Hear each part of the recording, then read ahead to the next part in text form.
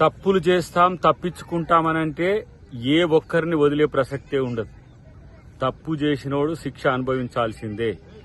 కానీ పిచ్చి కూతలు కూస్తే దానికి కూడా ప్రతిఫలం అనుభవించాల్సిన పరిస్థితి ఉంటుంది. గుర్తుపెట్టుకోండి. ఇష్టం వచ్చినట్టు దాడులు చేసుకుంటూ ఇలా ప్రజాస్వామ్యం అనుకుంటున్నారా, లేకపోతే మీ ఇష్టం వచ్చిన రౌడీ రాజ్యం అనుకుంటున్నారా టీఆర్ఎస్ నాయకులు?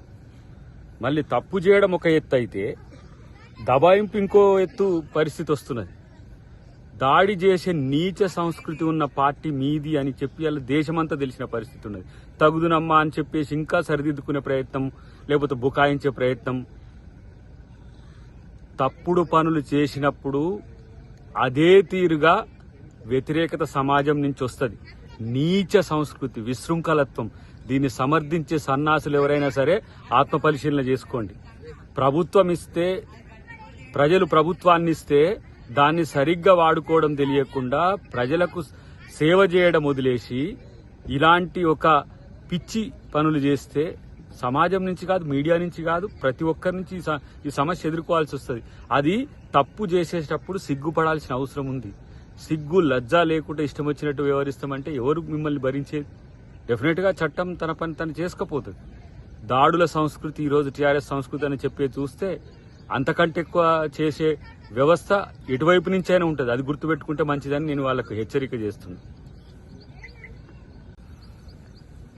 ఏమో ప్రభుత్వం మిన్నకుండా ఉన్నది, చడి చప్పుడు లేకుండా ఉన్నది, దాని మీద ఏం స్పందించట్లేదు అని అనుకుంటే మీకు పోయే సిగ్గు కనీసం తెలుసుకోండిరా బాబు. మీరు ఇలాంటి వ్యవహార శైలితో మీ పరువు పోతుందా నిలబడుతుందా అనే విషయం పక్కన పెడితే నిస్సిగ్గుగా అబద్ధాలు, తప్పులు, ఇష్టానుసారంగా వ్యవహరిస్తున్న మీ తీరు, ఇంకా చెప్పాలంటే మీ యొక్క కథలుగా పుంకాలుగా తెలంగాణ సమాజాన్ని చెప్పుకునే స్థాయికి దిగజారిన, ఇంకా మీకు ఎలాంటి మార్పు రాలేదు అని అంటే, ఇంకా మేము దబాయిస్తాం, మేము ఇంకా ఏమైనా చేస్తామని అంటే ఇలా తెలంగాణ సమాజం ఊరుకోదు. ప్రజలు మిమ్మల్ని చీత్కరిస్తున్నారు, తూ అంటున్నారు. అయినా కూడా ఇంకా సిగ్గు లజ్జ లేకుండా వ్యవహరించే తీరు ఏదైతే ఉందో, మీడియా మీద ఈరోజు అంటున్నారు మేము ఇట్లా చేస్తే ఊరుకోం, అట్లా చేస్తే ఊరుకోమని చెప్పేసి. మరి మీ మీడియా చేసింది ఏం చేసింది? మీ మీడియా చెయ్యని తప్పులకు కూడా ఈరోజు చేసిన పరిస్థితి ఎవడు గుర్తులేదా? కాబట్టి తెలంగాణ, ఆంధ్ర అనే తేడా లేకుండా తెలుగు మీడియా ఇట్లాంటి సన్నాసులకు సపోర్ట్ చేయకండి. ఇట్లాంటి సన్నాసులను సపోర్ట్ చేస్తే మీ మీదనే దాడులు జరుగుతున్నాయి. ఎవరు ఇవాళ మిమ్మల్ని ఇవాళ కాపాడాలి? ప్రభుత్వం కాపాడాలి, తెలంగాణ సమాజం కాపాడాల్సిన పరిస్థితి ఉన్నది. కాబట్టి ఇలాంటి ఉడత ఊపులకు, పిల్లి గీంకారాలకు ప్రభుత్వం కాదు కదా, తెలంగాణలో ఎవరు భయపడరు.